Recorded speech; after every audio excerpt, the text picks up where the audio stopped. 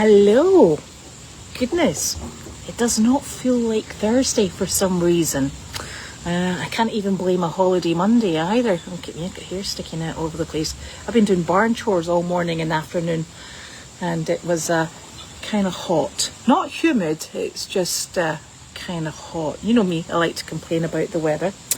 Anyway, so I should probably address a few things that Janine brought up with me last night. Apparently there was a letter came in. It was addressed to me, and it apparently had a donation check in it, and it also, I think Janine said it said something along the lines of for the rescues that are on Meredith. So to clarify, I don't have a facility. I don't have a 501c3.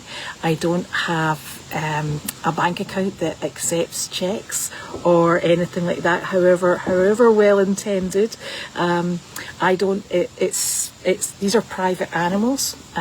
So the farm itself. It's private animals that are owned between the family and a few people who are on the farm. What we do as a group is continue our volunteer work with an organisation that we have worked with on the farm for probably about 4, maybe 5 years, and that's the rescues. They're not our rescues. I certainly don't fundraise. We donate in a different way. We donate our time and effort, which we thoroughly enjoy doing. And I think it's important that people realise that we don't accept donations in any way, shape or form. So it's just to clarify that. So that I hope it's that to bed. And it's been busy. We've got lots of things moving, lots of things getting ready, because I'm determined winter's coming. I've decided that's the way I'm going now. It has to be coming towards winter and getting things all organised, because that's how I can get through the next few days. Somebody came to help me today, and they said, yeah, but you know what? The humidity's going back up. And I thought, these are words that I just do not want to hear, nor do I need to hear them. I'm trying to keep positive and optimistic, but hey, it was in the 80s today. It's you know, we must be getting towards fall, and fall is such a beautiful season in New England. So let's hope we're getting there sooner rather than later, please. Anyway, the other thing that came up in conversation with a friend today, and this is such a peculiar thing, we were just sitting talking about all the things in nature that probably are maybe falling by the wayside now. And certainly I don't think if you ask my children that they would have heard of these little sayings. One of the things we were thinking about was the fact that you used to, as a child, well, I used to as a child, and she did, used to gather pine cones. And if the pine cones were closed, that meant that it was, the weather was not going to be good. But if they were open, it tended to be that you were going to have good weather. And we used to put a lot of stock in open or closed, I'm beginning to sound a bit mad now, open or closed pine cones. And then there's our other favourite. We used to go riding in the hills in Scotland, and you would look at the sheep on the opposite hill. And if the sheep were down low, it meant that you were probably going to get rather wet, drippy weather. But if they were way up high, it tended to be that you were going to have a really nice ride, and that the weather was going to be dry and sunny and lovely. And these are things that I think we need to try and keep living, although there's not a lot of sheep round about here. And one that I hadn't heard of, and I'm not sure if this is an American thing, is balsam fir. And people used to hang it at their door on the horizontal. And if the branches go up the way, it means that the weather is dry and fine, and if the branches sort of like droop down the way, that apparently the weather is a bit wet and yucky. So I'm not sure that was a brand new one to me today. And also we were talking about if you were watching flocks of birds, because we were watching the Canadian geese today. They're out in force at the moment because they must be gathering together to go somewhere. And apparently if you see a big flock of birds and they're flying low, that's the weather's not particularly great. But if they're flying nice and high, apparently that's fantastic weather. So see, there's so much to learn from animals and nature and things that are going by the wayside. So we're going to revive them. We're going to be predicting the weather by the sheep, the birds, sticks and pine cones. So there you go. It'll be the alternative weather forecast, and that'll keep us sorted and out of mischief. The other thing that somebody very kindly sent an email regarding was, I think Goldy's is having a donkey something or other. What is it? It's not a donkey derby. I always get stuck with that.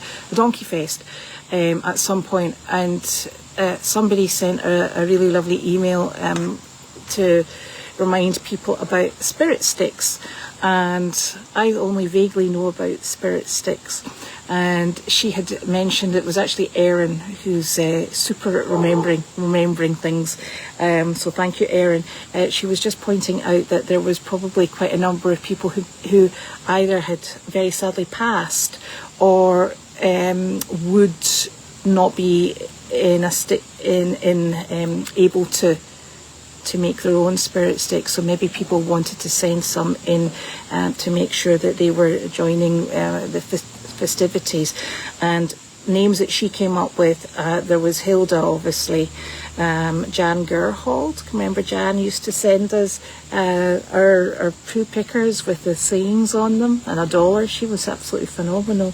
Kept us going at mail chat, I can tell you. I think Erin was hoping to make one for Betty.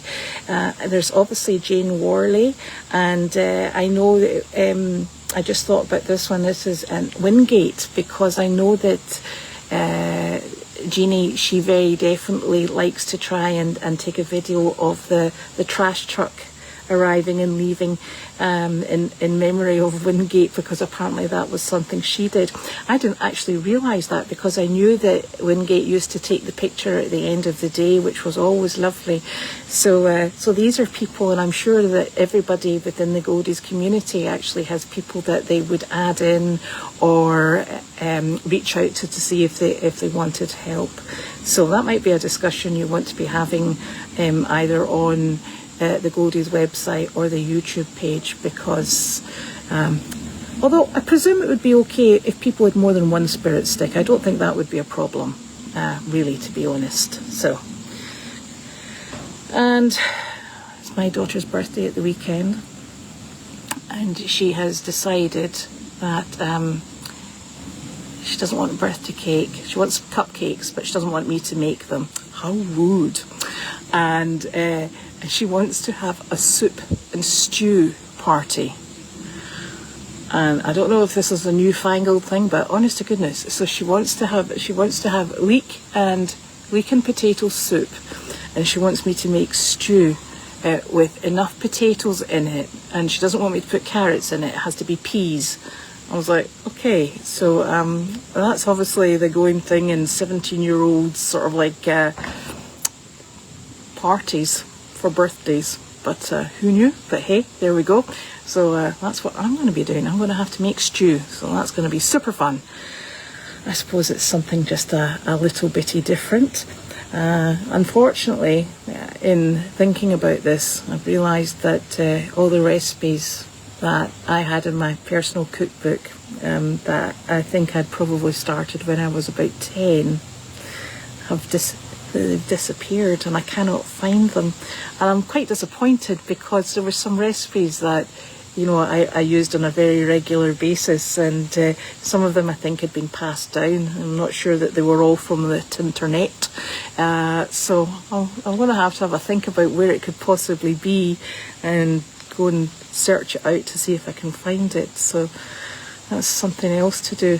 otherwise I'm going to have to start all over again and recreate my recipe book and actually start cooking. So that's a big aim at this precise moment in time. I really want to start cooking because I think it's probably the healthiest way to eat, and I just need to get back on that bandwagon and keep going with it. So that will be fun.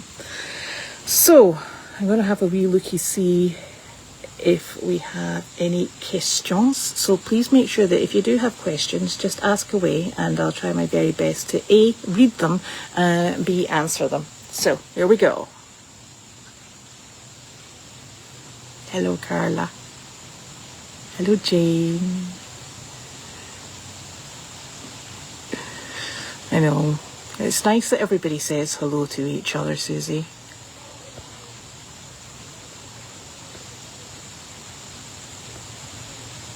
I'm still going. I'm still scrolling. Hi, Pat.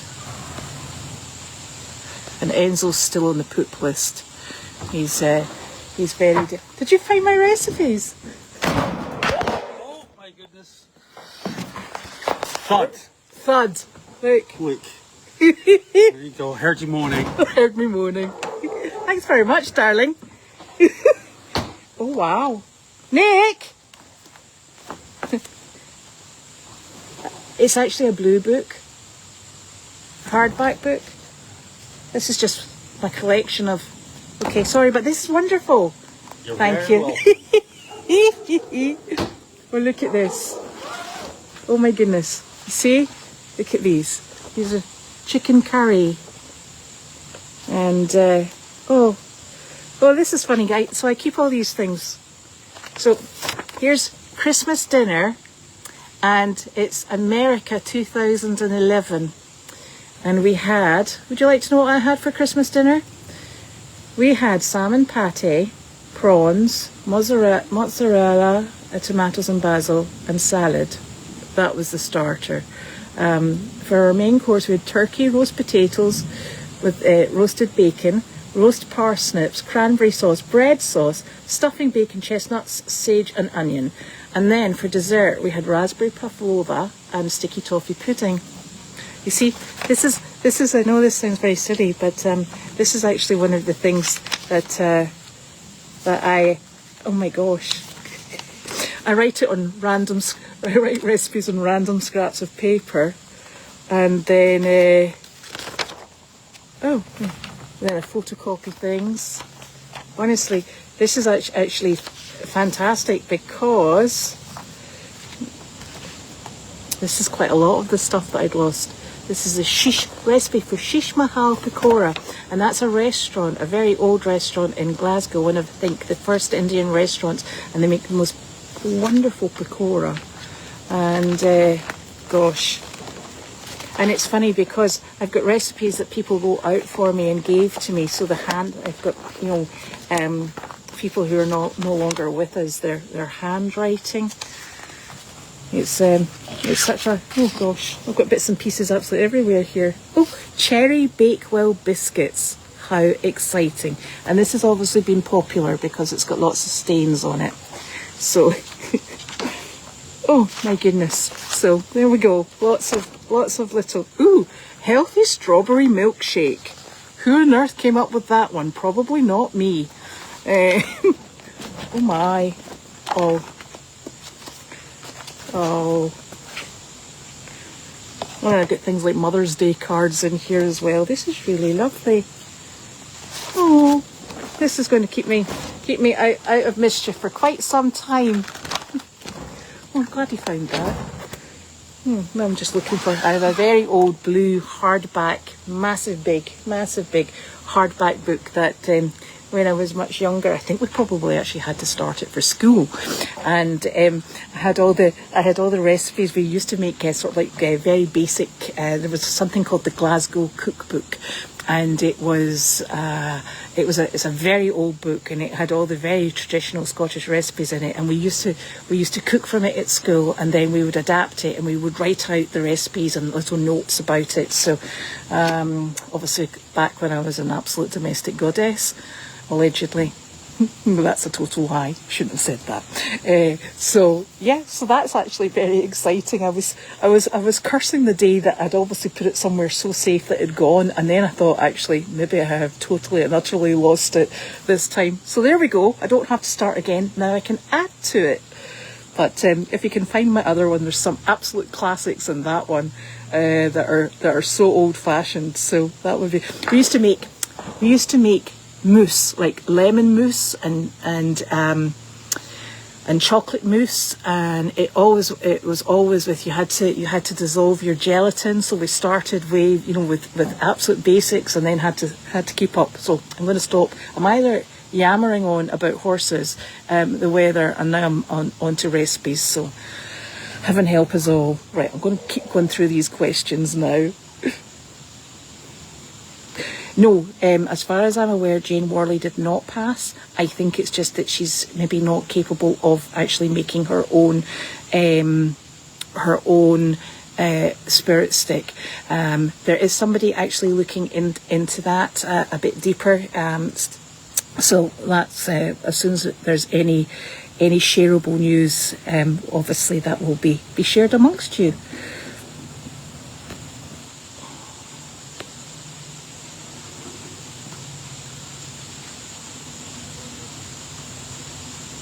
Oh my goodness, Pat, I just read that first bit. I said, when the air is dry and warm, the scales lose. And I thought, what, like lose weight? Like, when you stand on the scales, you lose. I'm like, no, it's not. So when the air is dry, the scales lose water, shrink and curl outwards, causing the cone to open and release the seeds. That's exactly right, okay? Air's humid, wet or cold, they close. See, they're absolutely super. This is as we could go back to the old way of doing things. Forget long range weather maps and satellites. We've got this covered, I think.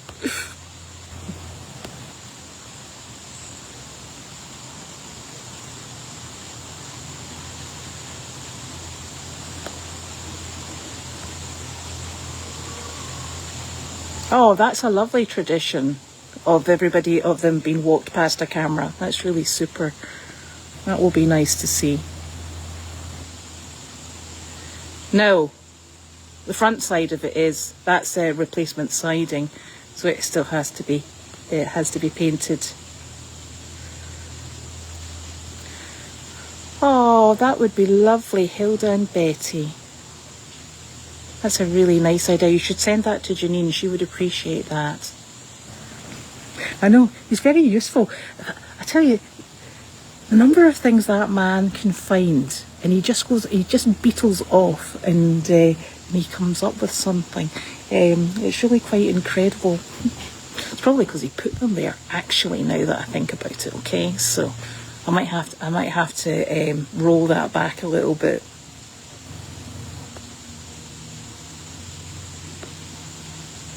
Yeah, I think so this is, let me see. This one's only about, I think that one's only maybe about, that's about 10 years worth. That.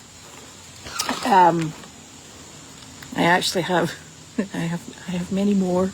And I've come to the conclusion that cookbooks are a fantastic thing, but such a waste of space and whatever, because quite frankly there's only one or two recipes that you ever really follow, and then I tend to write them down and then lose them. But and you can find so many things on the internet now, so it's yeah, so I should probably actually rehome all my cookbooks, and I've got cookbooks from years back. I think when I was growing up, I was that odd bod. I used to avidly read books about the natural world, horses, and cookbooks and DIY. I quite like a good DIY book. And in fact, last night I was reading a book about horse feet, because I'm looking at tendon function, because I think I've got a horse that maybe needs a little bit of attention in the old tendon department. So I'm looking for ways to support that. See, so boring. I think I must actually be a very old age geek, but hey ho, can't be helped. Cheeky one, Nick. He said I won't get any productivity out of her for weeks now. But you might get meals. And you see, that's the one thing that Nick really just can't do, because he is terrified of cooking, and quite frankly we're terrified of what he cooks. Although the one dish that he does make is a really absolutely phenomenal sweet and sour chicken. It is the most long and convoluted recipe I think I've ever come across, and it is the only thing that he can cook reliably. It's a case of, you know, he velvets the chicken, then he batters the chicken, then he cooks the chicken, then he makes the sauce, and then he does this, and it takes forever. And he just, you know, that's his signature dish, and he rolls out with it. Oh, he's knocking the window. Sorry? Meals are good. He says meals are good. See, isn't he lucky? And I used to make sourdough bread, but I had this real problem. I used to make sourdough bread in the UK all the time, and my sourdough starter just went on, and it was great, and it was fantastic.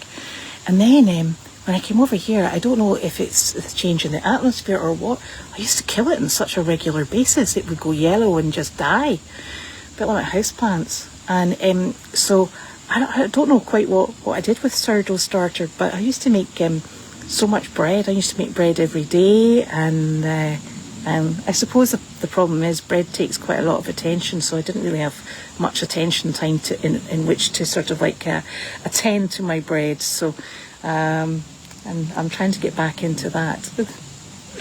Oh dearie me, how rude, any productivity. Goodness. Donuts.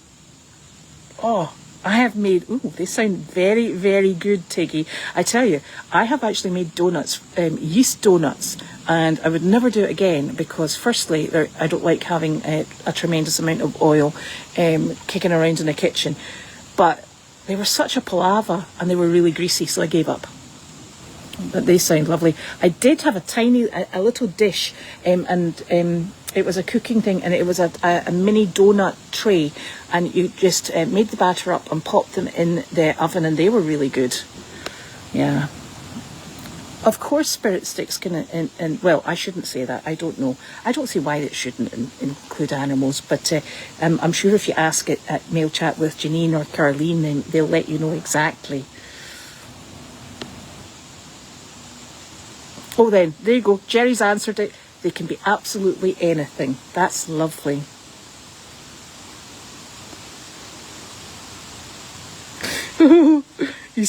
Nick says, it's because I put them there. We have a problem with things being put away in our house. And that's totally and utterly on me, because the thing is, if I put things away and then forget about them, or I forget to do them, or I forget what I was going to use for them. And Nick is very organised, and he loves to tidy things away and make it look just so. Whereas if it's not right underneath my nose, I'm away off on tangent.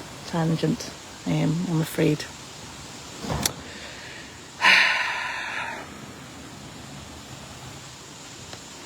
I think my daughter would be absolutely horrified, Carla, to look at the state of those. Yeah. But she's actually a very good cook. She started making her own things. So yes, maybe she will cherish them. That was a good one, Pam. Pat made a spirit stick of poo pickers. Excellent.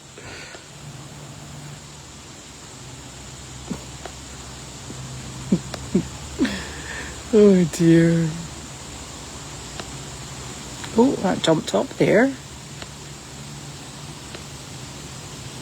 Oh, that's lovely, Carla.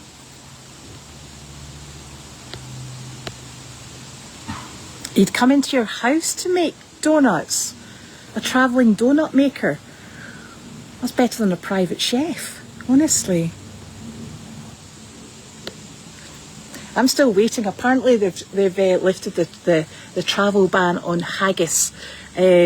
and I'm still waiting to see whether or not I find one, and if it's anything like what it used to be in Scotland. And we not only ate haggis in its traditional form, we used to have haggis pakora, we had haggis fritters, you would have mashed potato with haggis through it. It was just lovely stuff. And you see, it's one of these things that I think if I served it up to Sophie, she'd have an absolute fit. But I thought it was wonderful. And this internet, it's a terrible thing. I was following something, and I don't know what I've done to this bit here. It's obviously upset. I was following something that was a Scottish larder sort of thing, and it showed all the sausages and oh, I thought, gosh, this is taking me back big time. That's a good one. Ducky did spirit sticks of a chicken and an egg, so which one came first? Well, which one did come first? Because that would solve, you know, a very old debate, that one would.